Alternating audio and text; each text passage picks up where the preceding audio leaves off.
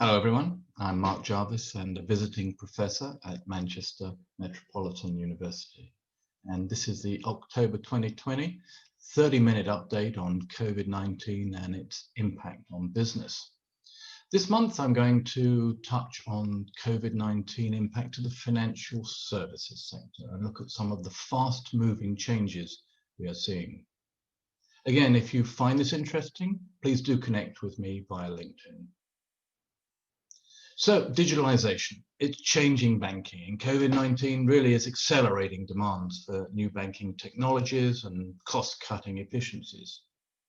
I do think cloud technologies and AI can help banks weather these changes and even distinguish their offerings in the long term. Before coronavirus, the 2020s were already being framed as the decade for digital bank transformation. These expected changes reflected a mounting hunger, I think, for must-have innovations, including seamless, hyper-personalized user experiences. This shift also reflected a practical need for more efficient operations, as well as an increasing pressure for banks to boost their return on equities and decrease their cost-income ratios. Meanwhile, systems such as open banking, which allows third-party application access to bank accounts, was already disrupting the industry, splitting the value chain into distribution and manufacturing, you could call it, and increasing competition from new entrants such as Google, Amazon, Facebook, and Apple. What we've seen is that COVID-19 is accelerating these demands. It's even changing consumers' behaviors, pushing them to consider new tools and technologies. A March 2020 survey by Litico, a last mile customer user experience software company, found that 82% of customers were concerned about visiting their branch in person. And 63% of those polled were now willing to try digital applications. These shifts will be long-lasting. So to understand banking's shifting needs, Temenos, a global software leader in the banking world, partners with the Economist's Intelligence Unit once a year to do a global study on the future of banking. Research is based on interviews with more than 400 banking business executives from retail, commercial, private banks. Over half of those surveys are at C-suite level. And this year, of course, the study took place amid the COVID-19 crisis.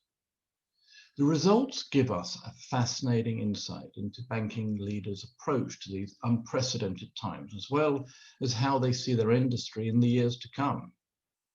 The findings suggest three trends which will shape the future of the banking industry. New technologies, of course, will drive banking transformation over the next 5 years. A large majority of respondents to the survey, 2/3, cited new technologies as having the biggest impact in banking over the next 5 years. This represents a 57% increase from last year's figure, which of course could reflect the impact of the coronavirus crisis. Customer demands, shifting external environments, and external competitors also featured. However, new technology provides a tool to fend off many of these, such as new competition from big tech. One technology which we have seen increased demand both from new entrants and established banks is cloud and software as a service, SaaS. It's low infrastructure costs. It lets products be created and changed quickly. And it offers resilience, importantly, scalability, and of course, security. 84% of respondents believe that cloud technology will be transformative in banking. So cloud also featured in the top 3 technology investment priorities for banks, with more than a quarter of executives naming it as a primary focus. I think cloud and SaaS has allowed banks to operate with an agility and speed usually associated with their FinTech competitors. An example of this in the US is just in 3 weeks, Atlantic Union Bank used a cloud-based SaaS solution to fund over $1.4 billion in US government paycheck protection program by loans for 6,500 businesses. So unheard of ability to mobilize that sort of solution. And EQ Bank, in Canada's first digitally born bank, has used the scalability of cloud to meet the surge in digital demand and recently reached $3 billion in deposits. However, artificial intelligence, I think, will separate the winners from the losers, certainly in banking. Banking leaders strongly believe, with 77% saying that artificial intelligence will be the most game-changing.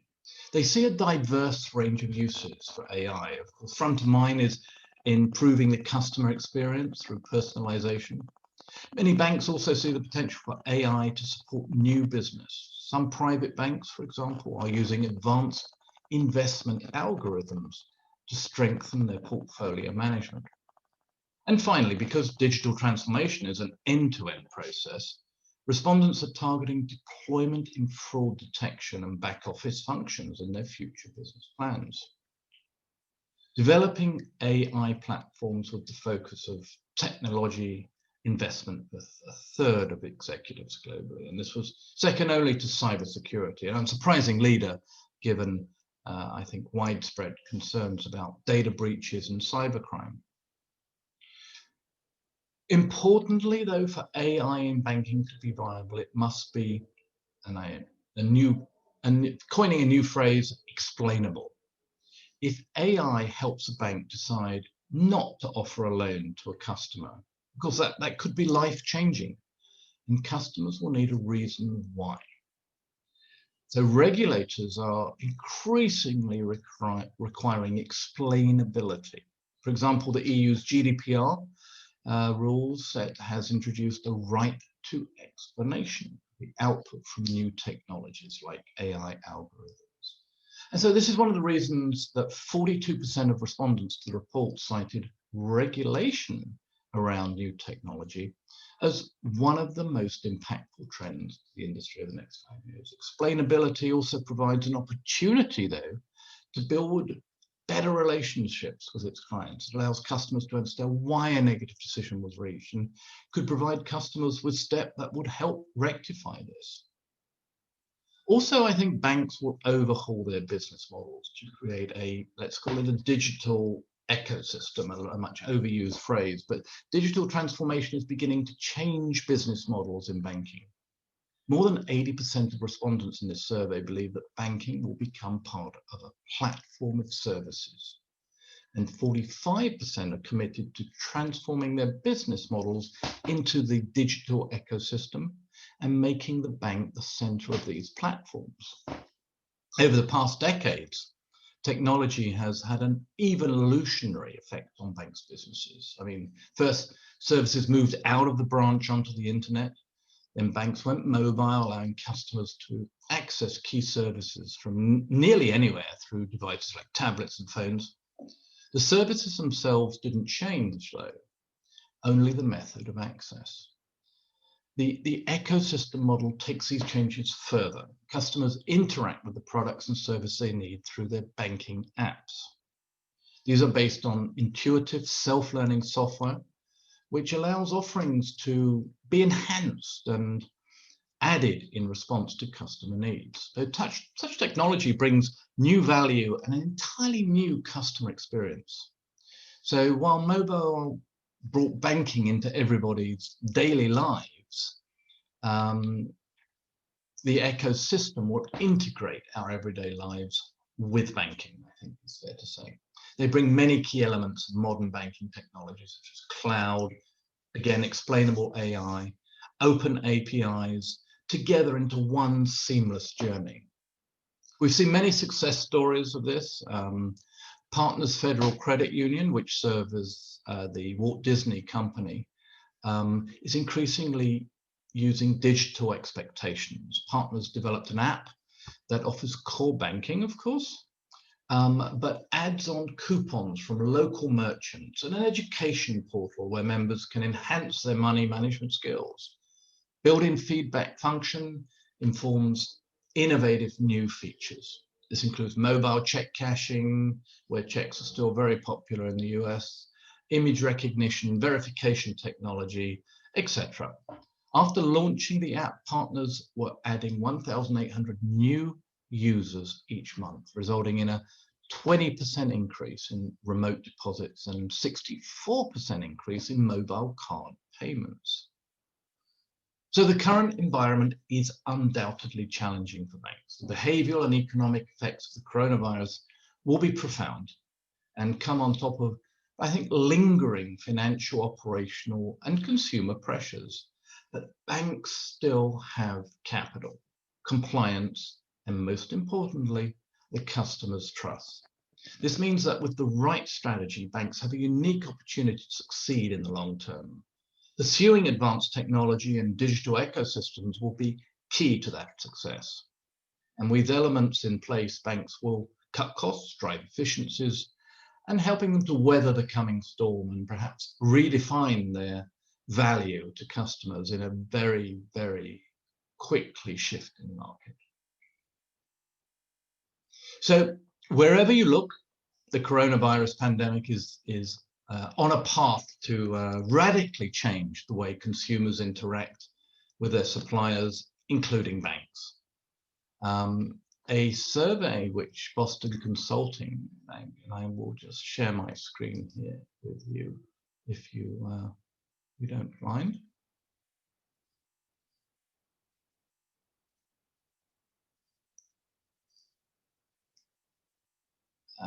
So Boston Consulting recent survey here, it looked at global insights, COVID-19, and as you can see here, 24% of customers are planning to use branches less or stop visiting at all once the crisis is over. This retail banking pulse survey, which is updated every 2 or 3 weeks, looks at short-term, long-term shifts in consumer behavior, and it's based on like 5,000 respondents across 15 markets, and this was done in April. So it's really, you know, pretty current and pretty respondent to the current market. Big uptick in online and mobile banking for the first time. But interestingly, the 60%, so more than 60% of customers would open an account in another channel if their preferred channel, i.e. the branch, was unavailable. So it's an interesting view, and I think if we move to the next slide here, customers are enrolling in digital channels, and certainly it's accelerating in the younger customers, which you can see here, by age, the 18 to 24 and 25 to 34, big uptick in first time enrolling in digital channels. So so the question is, you know, I mean, is this going to be permanent? Is this a quick view? But I think consumers will continue to switch from physical banking to online and mobile services. So the personal touch provided by branch managers and customer service assistants remains important, and banks will need to rise to the challenge, though, of embedding the benefits of in-branch personal interactions within their digital offerings, and at the same time improve on the holistic customer experience, if I can say. So coming back to FinTech and the landscape, so with the almost historical levels of disruption caused by COVID-19, one might have thought deals in every sector, financial and non-financial, have all but dried up. But data from PitchBook, and if I may, I'll just share one more slide with you.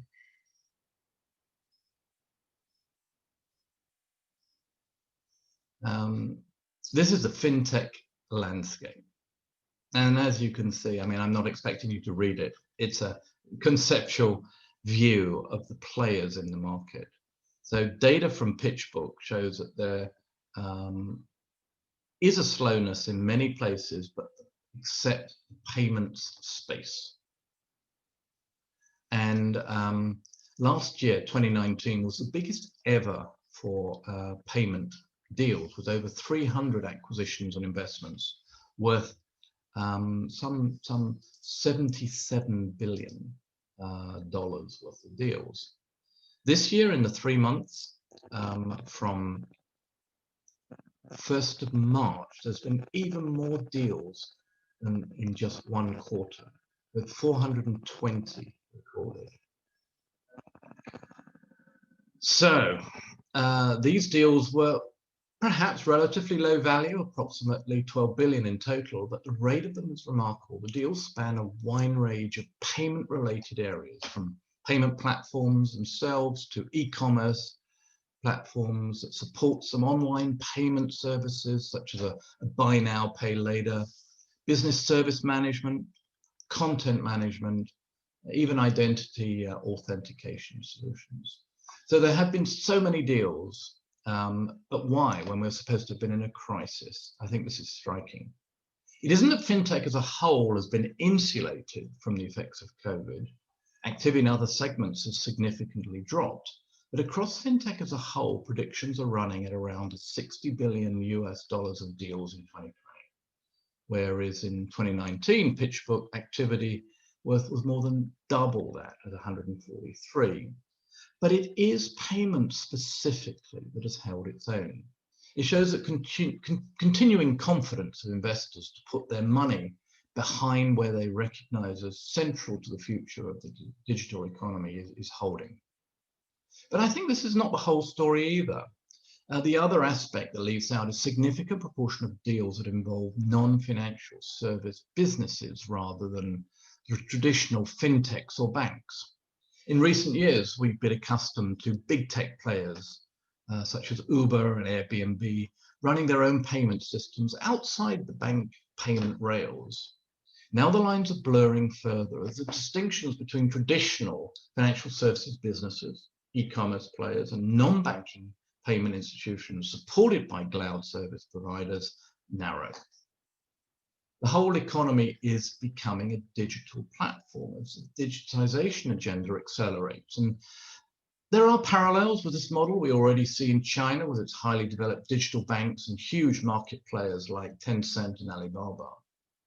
Consequently, we need to rethink our mental models for what the financial services payments ecosystem is, as new and different players increasingly disrupt the market. The disruptors in payments used to be traditional fintechs. Now they're also being disrupted by other new players. So for banks that are trying to compete and find a niche in the new payments ecosystem, this latest data shows that they are competing not only with fintechs, but with a rapidly widening set of other businesses who are in various ways occupying the end consumer facing space, squeezing the traditional providers like merchant acquirers and banks into a commodity pressed middle. These consumer facing applications across retail and B2B are primarily designing new or reimagined digital services using payments data and other data sourced through APIs.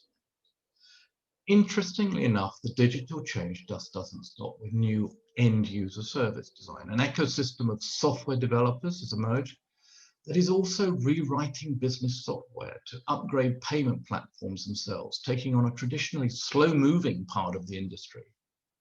And other content providers are enriching payments with adjacent services in the area of identity, security, metadata management, security, and of course, open banking. For me, banks' response must be to focus less on developing their own digitized products and services, although of course these are important, but a material pivot to partnering with fintechs, e-commerce players, software developers, cloud services, etc. It'll be fascinating to see what the rest of the year holds for payments activities. I don't foresee a let-up. Payments are not only the lubricant in the e-commerce and financial services market, but the data they generate is at the heart of the digital value chain. Payment data enables services providers to really understand customer behavior and create the right services at the right time in response to this emerging demand. In the digital economy, that will likely accelerate in the wake of COVID-19. The payments ecosystem will be one of the most fiercely contested and important battlegrounds, I'm sure. So, and then there's Bitcoin. Speculative bet or inflation hedge? So Bitcoin has fared better than stocks, many stocks in this coronavirus pandemic. Enthusiasts have laid out numerous narratives for Bitcoin as an investment proposition through its first 12 years, from a rebel tech set to upend the financial system to a groundbreaking payment network. Here's a few charts that just show Bitcoin's price performance during the coronavirus pandemic, and offers some clues perhaps of what's driving behavior. So if I may, I will just share the screen again to show you the slide.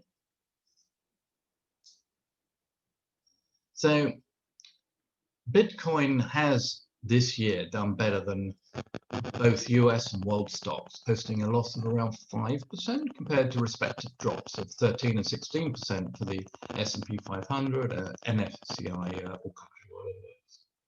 Like equities and other riskier assets, this Bitcoin surged in the wake of, let's say, unprecedented stimulus packages launched by governments and central banks in mid-March to mitigate the COVID-19 damage. The cryptocurrency has soared 80% since March, partly because it offers a chance of quick returns as the stimulus measures wash into markets. Bitcoin and cryptocurrencies have appealed to investors as they can offer a potentially higher risk reward scenario that they cannot find in other assets. Enthusiasts, of course, say Bitcoin is immune to the impact of geopolitical tensions or government policy because of its decentralized nature. With supply capped at 21 million, the argument goes, its scarcity gives it an innate value and shields it from central banks' moves or policies that stoke inflations. But in 2020, Bitcoin fared far worse than traditional safe havens like gold, which was up 11%, and US Treasuries gains on which have climbed 14%. So looking at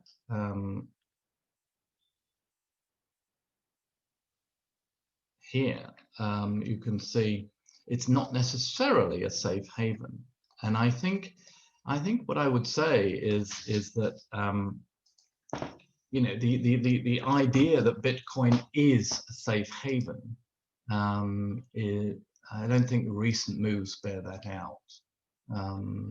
But you don't have many options to hedge risk in this market.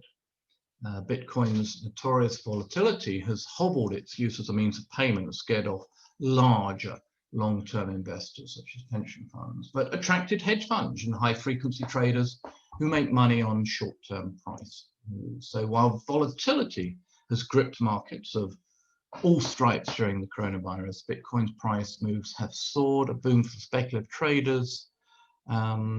We have high-frequency trading firms that trade on the cent of the spread to make money, and they are rarely concerned with narratives surrounding Bitcoin. So as Bitcoin volatility jumped, major crypto exchanges saw huge spikes, and many investors sold off Bitcoin to raise cash at the margin calls. So difficult to say. Cryptocurrencies are here to stay, and we hear all the time talk of a new reality, and the world will never be the same. But changes are taking place, and it would be foolish to ignore the obvious, because it's now imperative to understand which way the wind is blowing, to be able to adapt to circumstances. So finally, at this time of the pandemic, we were witnesses of how production service companies adjusted their strategies to adapt to changes. Bolt taxi became Bolt food delivery. Alcoholic beverage and cosmetic companies set up a sanitizer production line. Fintechs can also learn from this and merge into non-related fields to develop new products and services. I think what changes could we expect from such merging? Maybe all-in-one fintech apps will become a marketplace with not only financial instruments, but also retail products and services. From one account, customers can pay for utilities, order food, taxes, online gaming, coupons. But if fintechs won't take over this niche, then this niche will be snatched by retail. So collaboration between banks and fintechs is important. Still, the main advantage of fintech projects over banks is user convenience, when everything can be done at a couple of clicks on a smartphone. But even the most advanced banks are inferior to fintech startups in the field of the technology and the user experience. Now, during lockdown, banks are moving, and one of the easiest and most effective ways to innovate is not to create a new idea, but to collaborate with somebody who's already able to do it. Perhaps in 3 to 5 years, banks will no longer focus on end users, but on institutional customers such as fintechs, and will become B2B providers. The pandemic and the forced transition to remote work will expose the heaviness, cost, and efficiency in many large structures, including banks. It's expected that when everything is over, banks will have to shake themselves and revive the strategy and principles of the internal organization processes. By many, what is happening today with businesses, including the transition to online, is considered temporary, but I don't agree with that. And the desire and willingness to buy online everything that can be sold will only grow, even when the world gets back on the same paths. I do expect regulators, central banks and governments to revise legislation and make changes in favor of a new model of banks focused on innovation in payments, as we've talked about earlier, and adapted to the new economic reality. For example, this may concern the regulation of digital virtual currencies like Bitcoin, the requirements for online onboarding of customers, and other changes. For example, China has already launched its national BSN blockchain platform. And the Estonian regulator is directing banks to consider payment moratoriums for borrowers and is ready to reduce, to a limited degree, the individual buffers built up by the banks so that they can support the economy with credit. You can never be fully prepared for changes because you do not know when and how they will happen, but we can be ready to change the approach and structure of work and respond promptly to realities and adapt in time to market changes. COVID-19 has not changed the market as such. It's just brought forward 5 years of change into 11 months. And I'm sure there is a lot more to come. So thank you very much for listening. I really appreciate your time.